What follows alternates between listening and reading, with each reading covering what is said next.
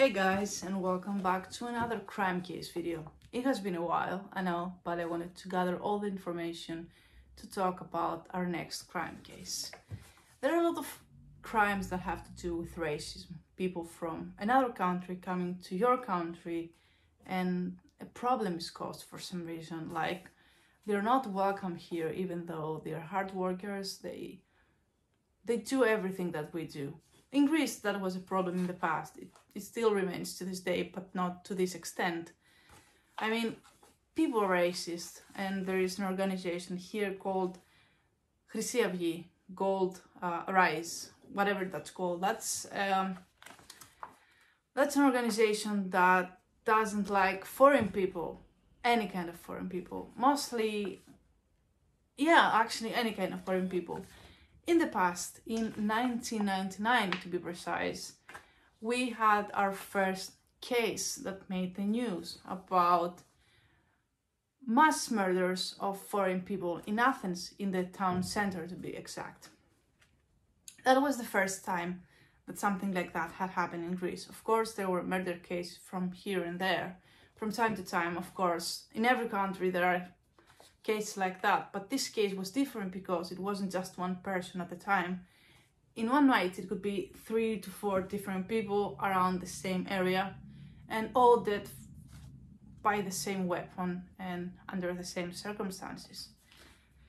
That was when Pantelis Kazakos started his action on October of 1999. For multiple days, people of other ethnicities than Greek were found dead in the town center or other areas with blood all over them and on the streets, with bullet wounds on their skulls. Some of them didn't make it and lost their battle to death and they passed away. Some of them survived, but the signs and the wounds were so deep that would always remind them about this tragedy and about how it was their fault that they weren't born Greeks. And that was the common factor about all the victims. None of them were Greeks. The security and police didn't take long to find the identity of the person committing the crimes, based on the descriptions and the depositions of the people that survived. The 23-year-old, at the time Pantelis Kazakos, was a son of the police officer and he was working at ERT. ERT was a channel and a radio station here in Greece. According to the information that had come public at the time, the young man was dealing with drug issues at the past, but he was now free.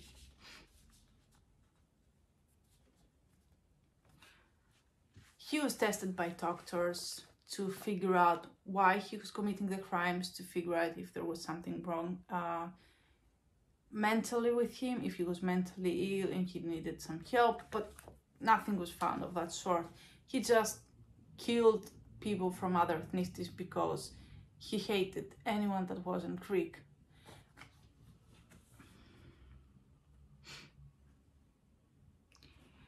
The people that were found dead were 2, and 7 more were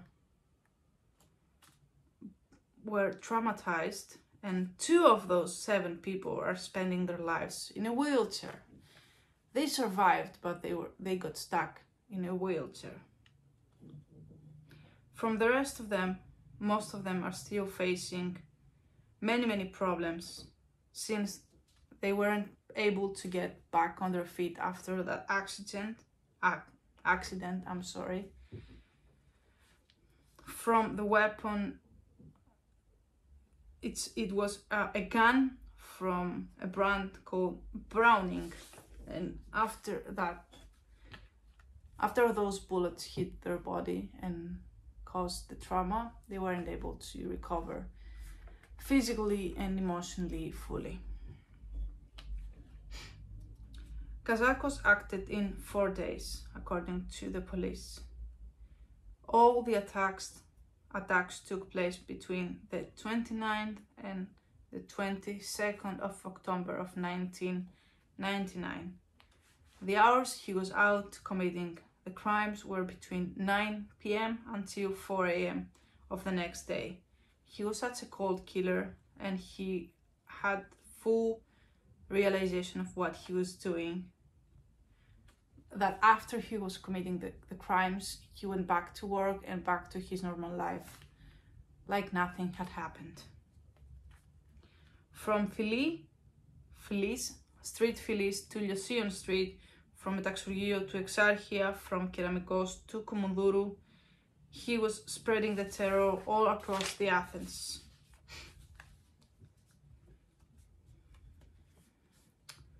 Later on, he stated at his trial that whoever didn't fit the profile that he had created about a healthy Greek that was allowed to go out in public, he had to die. I left my house with a gun, determined to kill any foreigner I saw in my way, because the situation had escalated, he said, without any remorse when he was giving his statement at the courthouse. His victims had names. Josevi from Kurdistan, dead. Undesiani George from Georgia, dead from a wound on the chest. Danton Mohammed from Bangladesh, wounded from a bullet on the face, still alive. Ahmed Nesar from Pakistan, wounded from a bullet right here, still alive. Sharif Mohammed from Kurdistan, wounded. Rasul Yosef from Kurdistan, wounded. Marcus Kofi Tommy from Ghana, wounded. Saad El Sandi from Egypt, wounded. Abdul Timothy from Nigeria, wounded.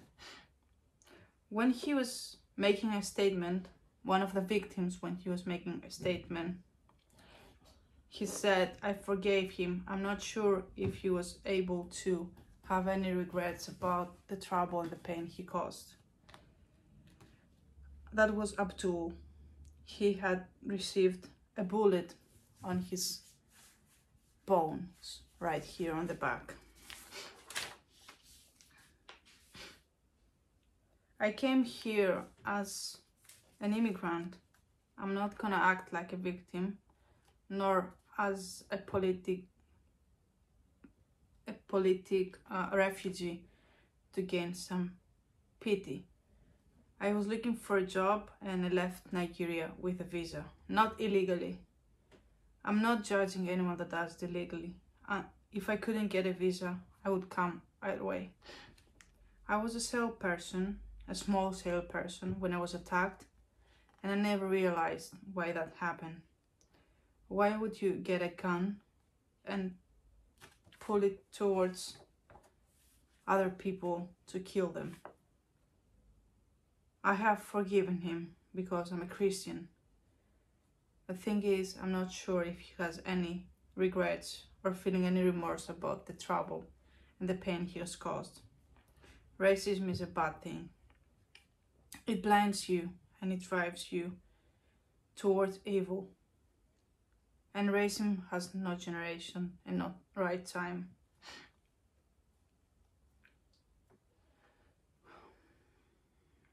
It's really awful reading about all those cases and getting to know about all those cases.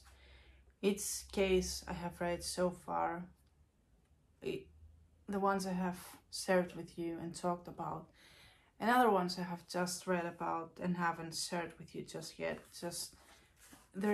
It ties a knot on your stomach, like reading about how it all happened and what exactly happened, and how the person that committed the crime most of the times doesn't feel guilty or have any regrets or feel any remorse. It's insane. It's sickening, actually, not just insane, it's sickening. On the last attack of Kazakos, a young a young man from the Navy was the witness. His name was Apostolos Apostolou. I was walking around Ammonia. I met him around 4 a.m. and told me to follow him to show me how the secret missions were being committed. We went towards Piraeus. We found a foreign black guy. We followed him for a while, and then Kazakos told me, "Now look." He pulled out the gun and shot 3 times. He mentioned it in his statement. Pantelis Kazakos was quick to confess his crimes after he was arrested. His arrest wasn't a calm case, considering he was chased around Athens for him to be caught. His first phrase was, "I'd have no regrets." During the trial, many people testified, including representatives of very prestigious organizations and, of course, the victim themselves. The trial wasn't calm, of course. The victims attacked the people representing Kazakos, and also the relatives of the victims attacked Kazakos and his representatives. You can imagine why.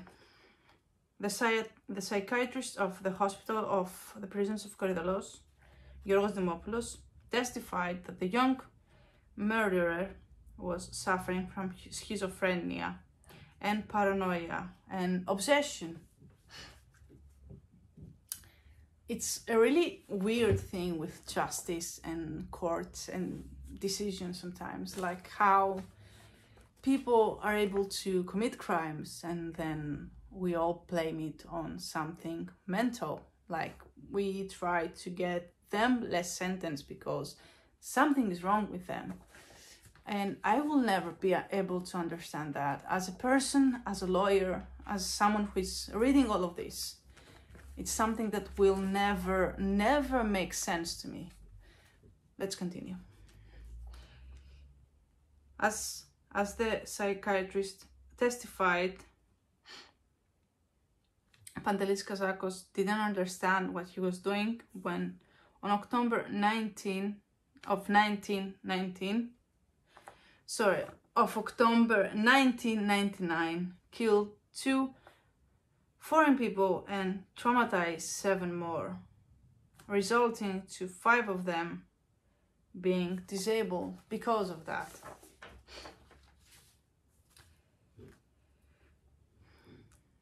In Pantelis Kazakos' eyes, in his own eyes, he was doing something good for the community. He was a hero in his thoughts and in his mind. What he was doing was something heroic. He thought it was his duty to get rid of as many foreigners as he could. Sometime during the trial, he asked his father if the people thought of him as a hero or as a murderer. His father wasn't able to give him the answer he was expecting because the world thought of him as a murderer. He got 2 times forever sentence and 25 years more for murder, planned murder, and mass murder, and murder attempts, not suicide attempts, I'm sorry. In 2013, he applied to get released, but that didn't work out for him. And hopefully this will end up being one of the cases that the person committing the crime actually stays in prison and doesn't get out and get to live his life, while the people that he has taken the life of, or the people he has left disabled or hurt in any way, are struggling with their own lives. Anyways, that was the crime case for today. The crime case of Pantelis Kazakos, the Greek person that thought it was his calling to start getting rid of foreigners here in Greece. I will see you in the next crime case video.